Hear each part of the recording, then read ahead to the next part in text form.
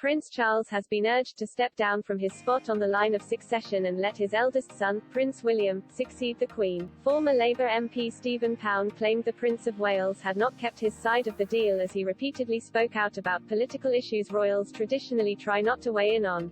Speaking to Talk Radio, Mr. Pound said, "The deal we have with Prince Charles was, we pay for someone to squeeze the toothpaste onto his toothbrush, and he keeps out of politics. We've kept our side of the deal. He hasn't kept his side of the deal, and honestly, I've met him a couple of times. Hes a perfectly charming bloke, but hes trying to be a constitutional and a ceremonial monarch." He added that, "I honestly believe that someone like Kate could save the royal family. Ultimately, I just want to see the confidence of this guy. I want to see the confidence to say we don't have to be ruled over, we don't have to be subjects, we can actually be citizens, in the same way that the Dutch are. What is wrong with that ceremonial monarch?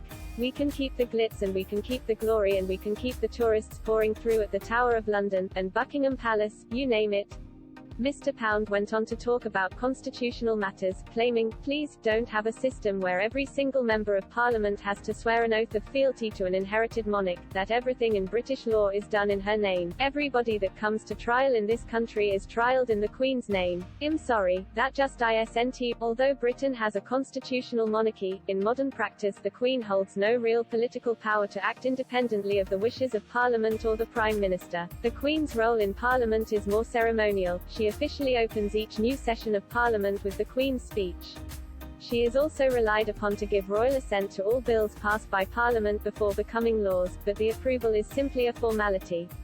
According to historian Professor Jenny Hocking noted, the Prince of Wales makes no bones about being more outspoken about his position than Her Majesty. Speaking with Express.co. UK in April, Professor Hocking said, "Many people have been disturbed by the way in which Charles, far more overtly than the Queen, has engaged in political matters.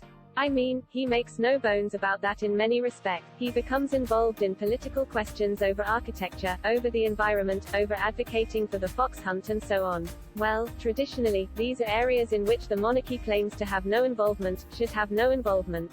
So he's already, I think, caused some consternation with his public political pronouncements that are not the place of the future monarch to make."